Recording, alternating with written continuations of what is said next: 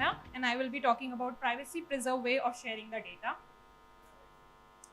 So before I start and get into differential privacy, I would like to introduce everyone to programmatic advertising ecosystem.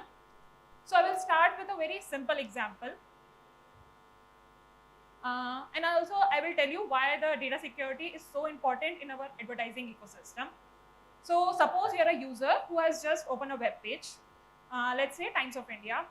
In Times of India web page, you have 3 ad slots and publisher wants to show ads into that.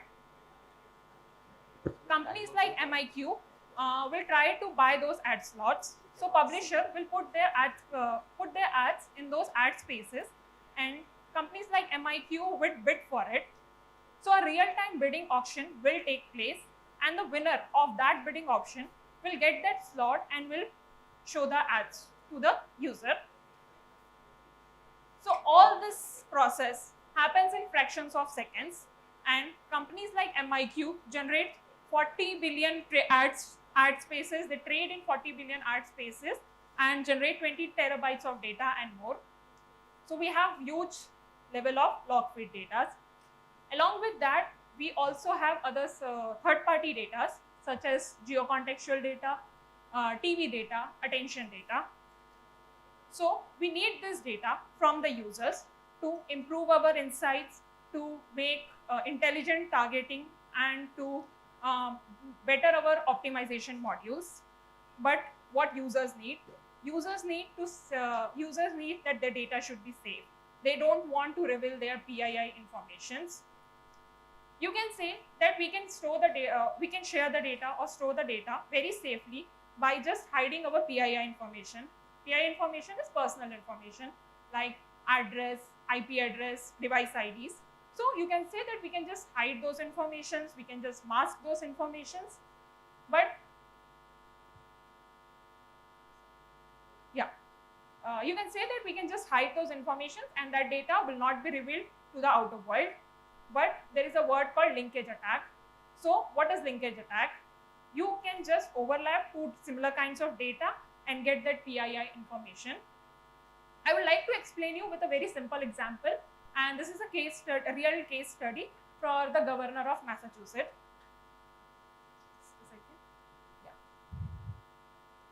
So a group insurance commission of Massachusetts decided in mid-90s to reveal the hospital visit of their state employees' data. Of course, they have hidden their PII information. So names, address, all of the things were masked or anonymous or made anonymous. But a computer scientist, Latanya, decided to do the reverse processing and get this data. So what she did? She used voter registration records that was also open. She overlapped this data, did some reverse engineering process, and boom, governor's medical visits were revealed. She said that only with zip code, gender, and database, there was only one combination, and that was of governors, and that's how she was able to get that data. On a large scale, she claimed that using the 3 combinations, that is zip code, gender, and date of birth, you can reveal 87% of Americans' PII information. That's huge.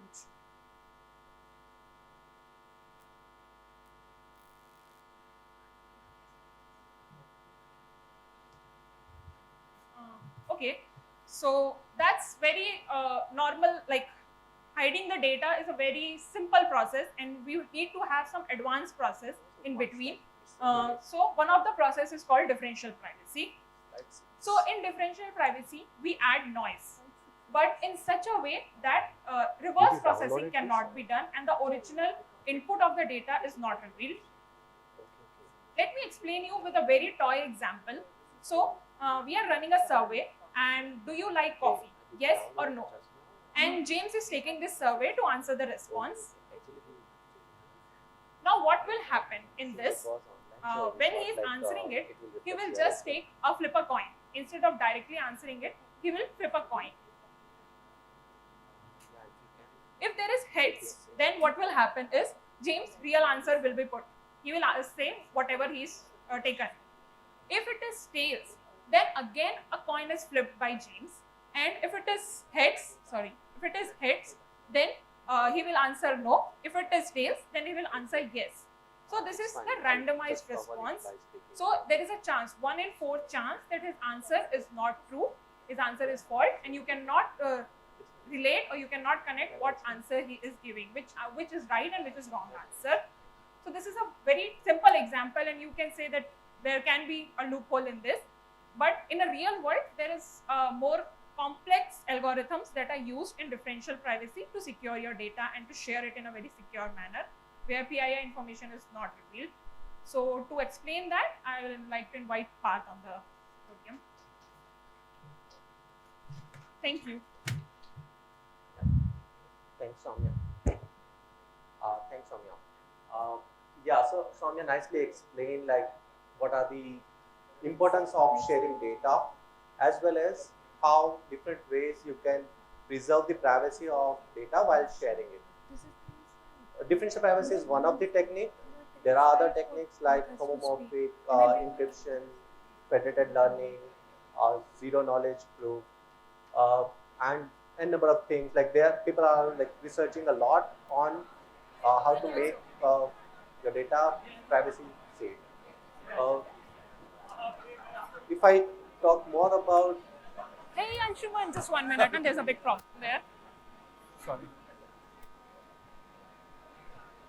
Yeah, till they fix, I'll just continue speaking about fundamentals of information recovery.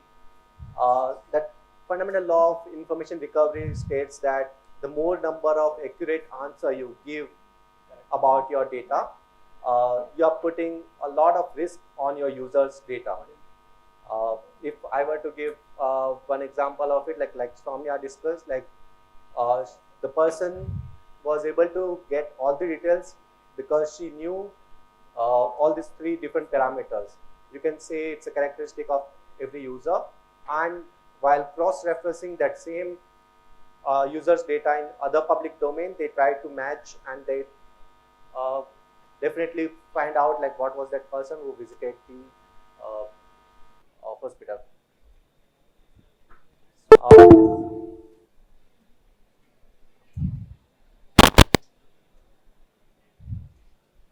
Sorry about this.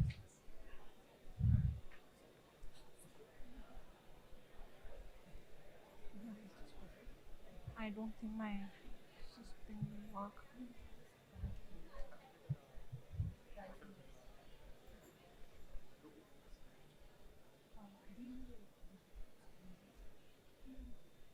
Okay, I'll just check.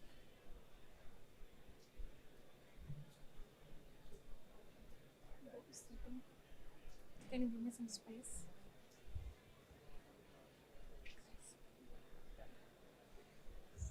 So before we jump into, I think, mathematical definition of differential privacy, I just want to give you a brief about what differential privacy is in layman language. So let's say as a user, I don't want my privacy or my any PI information to reveal.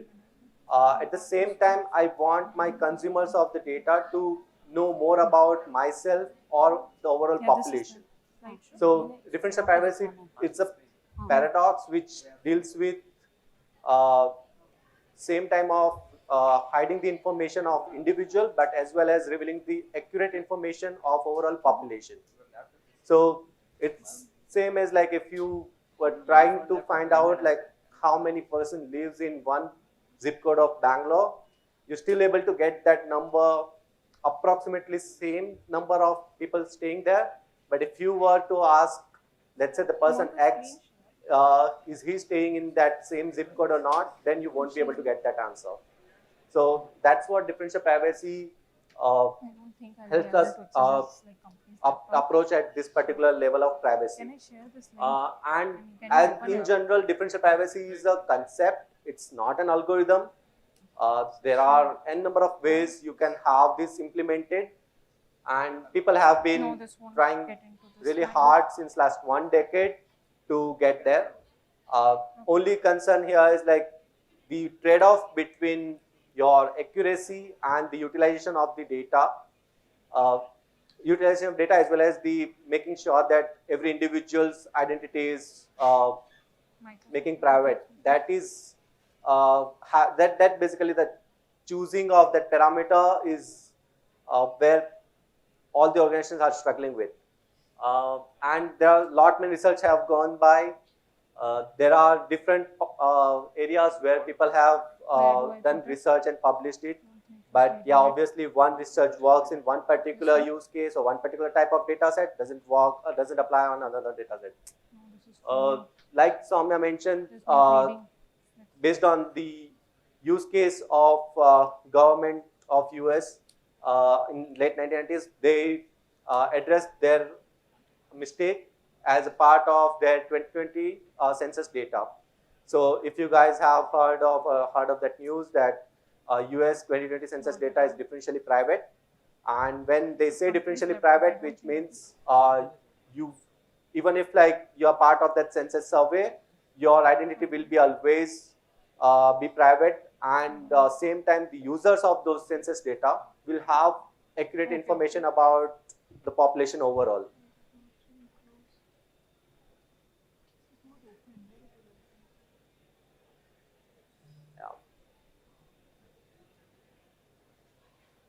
Sorry guys, like I can speak the formula of that, how differential privacy is implemented or what it does, but it would be more engaging if you just see the formula. So basically it has a parameter called epsilon, and epsilon tells like it defines that if we say this data is epsilon differential private by this epsilon value, which means there is a bound you are sharing with your consumer, that whatever insights you are taking out of the data which is being shared, it will have that much deviation. And that deviation basically tells more about what kind of additive noise added as a part of summary, analytical summary. So there are Laplace noise, there are Gaussian noise that can be added, and similarly that bound of your result will vary accordingly.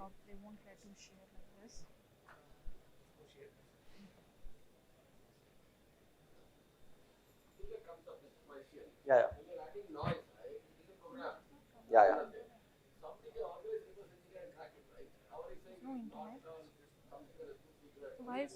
Yeah, it's not a static noise, it's a random noise. And at a higher level, like when you take overall average, like because we are talking about summary stats, so we are not checking that number for individual. So let's say if your age is, let's say, assuming 40, then I'm not adding noise to that 40. But if someone queries at a higher level, like let's say at this group of people, what is the average age, and in that average number, I'll be adding noise, and that noise also as a random noise. So means it's not individual, you cannot query, as I said. So whenever we have a differential privacy as your privacy mechanism, you will be allowing your users to consume data in an aggregated way. It's not one single query. Yeah, that link. But yeah, it's nice. Downloaded it, yeah? Downloaded and that's why we updated it later. And we yeah. So data access is not given directly. So in a way that you can think of it as a query console you are exposing to your users. Like, so this is like how you implement differential privacy. It's a one way of implementing that where you expose your data in a query format. So you ask your consumer to always write a query and pass it on to you. Based on that query, you generate the outcome, you add noise, whichever it's required, and then you share that particular outcome. So let's say like if I'm having voter information of Bangalore population, then I'll be putting down one query console in front of all the users. They can write as many queries as they want, but it would be aggregated query, and they cannot anytime query like where voter ID is this. So where condition or something like that's not allowed. Yeah. So always group by, and secondly aggregation, either count, sum, whichever feature you are dealing with. So let's say age, then average, number of people, then count, then maximum min also you can do.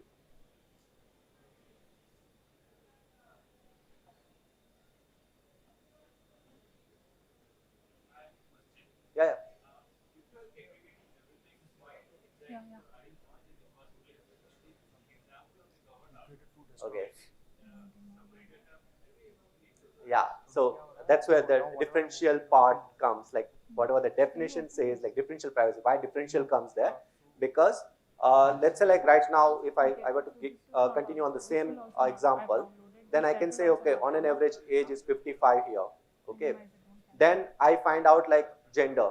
So now I have two aggregated queries, and I can easily bifurcate like 50% of this audience. And wherever my target lies, I can just focus on that particular area. Let's say like if I filter out this particular third row, then I find out like out of these people, there are lot many who have traveled outside Bangalore. Okay, then I'll be asking another question. So the more number of queries, the more number of aggregations you do, it will be a differential private, and it will be giving you a smaller and smaller group. So as your group goes smaller, in that governor's case study, that person easily narrow it down to one person because of the cross reference. With only one data set, they cannot narrow it down to very individual person, but yeah, there will be a group of people where it can be like less than 10 or 5. And differential privacy also, the way it's implemented, you can have those controls. Like let's say like for every group by, if there are less than 10 users, then don't reveal that particular count. Yeah. Okay. Yeah. So sorry about all the time wasted, but yeah, it was nice Q&A we had. So user privacy objective overall is like, let's say a process A. Now how I basically define process A is like as we just discussed. So any query that becomes your process A. It is dependent on data set. It depends on the query. Also, it depends on the how many times you have run that query. So that process A should guarantee that no individual is directly harmed by being part of database, even if the attacker has lots of other data apart from this data and computation power. So you can clearly see that if we have gone with encryption, let's say like you encrypt like all the PII information, but still you are exposing your users in a way that based on computation, they can still try to recover it. If they have other additional data, then also they can cross-reference and they can still reach to one particular individual. So overall aim of user privacy is to make sure that no individual is exposed. If I talk about mathematical formulation of this same objective in differential privacy way, then this is the differential privacy, epsilon differential private mechanism, where if we have two data sets, you can just think about like one where you have one individual opted out and one where he was opted in. So you have D1 and D2, which differ only one individual, and probability of applying the process A and getting answer to a query resulting in O. So O can be any results which we just talked about, like average age, number of people in this hall, and that difference will between these two will be e raised to epsilon. Okay. And that's what we called epsilon differential private mechanism. If we dig more into this particular mathematical formulation, and if I tie it back to previous example which Soumya talked about, based on these probabilities, if you see that my accuracy here is 0.75, because whenever there's yes, yes, I'm getting 75. Whenever there's no, no, I'm getting 75. So in general, if I don't look at yes, no, I can easily say that like whatever answers I have got out of those answers, 75% of the answers are correct. And person still can build lot of insight based on these details. And same time, if I look at the my error rate here, it's like no to yes and yes to no, then it's 0.25.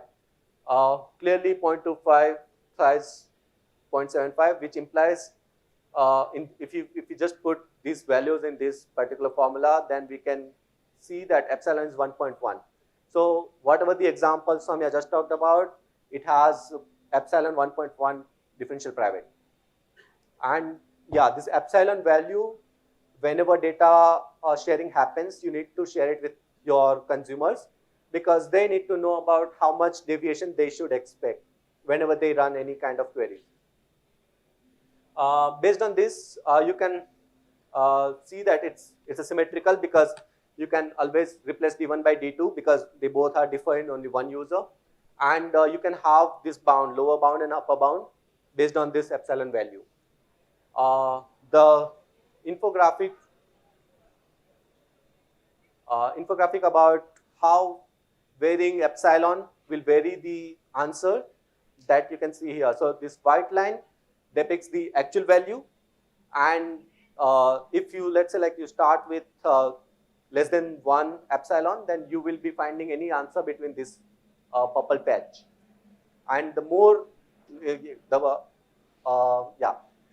you increase the epsilon, you will be increasing the noise, and hence you are reducing down your accuracy.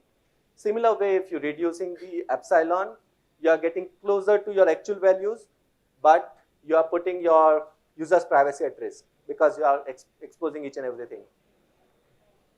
As I discussed, finding a sweet spot is always difficult.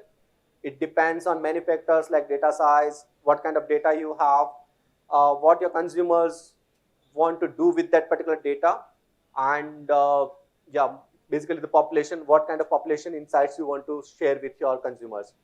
So,